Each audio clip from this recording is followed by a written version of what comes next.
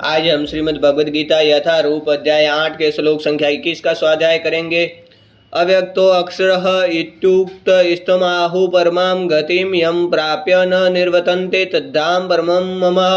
अर्थात जिसे वेदांती अप्रकट तथा अविनाशी बताते हैं, जो परम गंतव्य है, जिसे प्राप्त कर लेने पर कोई वापस नहीं आता है, वही मेरा परम धाम है।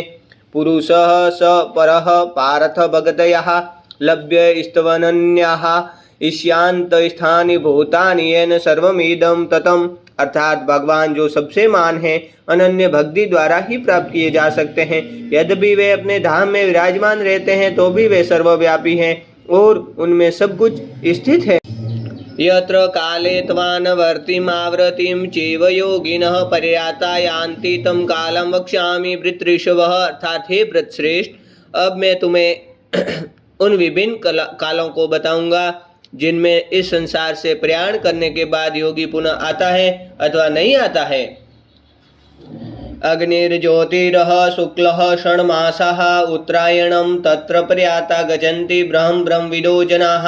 अर्थात जो ब्रह्म के ज्ञाता है, वे अग्निदेव के प्रभाव में, प्रकाश में, दिन के शुभ क्षण में, शुक्ल पक्ष में या जब सूर्य उत्तरायण में रहता है, उन 6 मासों में इस संसार से शरीर त्याग करने पर उस ब्रह्म को प्राप्त करते हैं।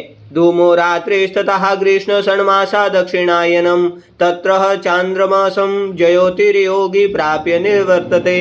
अर्थात जो योगी धुएं रात्रि कृष्ण पक्ष में या सूर्य के दक्षिणायन रहने के 6 महीनों में दिवंगत होता है, वह चंद्रलोक को जानता है, किंतु वहां से पुनः पृथ्वी पर चला आता है। शुक्ल कृष्णे गति हयते जगत शाश्वते मते ऐक्यः यातनावर्ति मन्य या वृत्तते पुनः।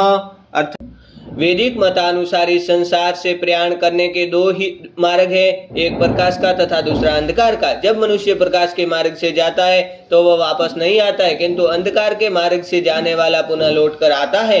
नैते श्रुति पारत जानन्योगी मुह्यति कंचन तस्मात् सर्वेषु कालेषु योग युक्तो भव अर्जुन। अर्थात हे अर्जुन, यद्यपि भगतगण इन दोनों मार्गों को जानते हैं, किंतु वे मोहग्रस्त नहीं होते हैं, अतः तुम भक्ति में सदैव स्थिर रहो।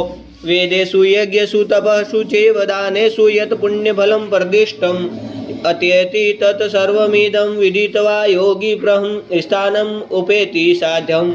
अर्थात जो व्यक्ति भक्ति मार्ग स्वीकार करता है, वह वेदाध्ययन, तपस्या, दान, दार्शनिक तथा सकाम कर्म करने से प्राप्त होने वाले फलों से वंचित नहीं होता है। वह मात्र भक्ति संपन्न करके इन समस्त फलों की प्राप्ति करता है और अंत में परम नित्य धाम को प्राप्त होता है। जय बोलो श्रीमद् भागवतम की जय। जय बोलो श्री कृष्ण भगवान।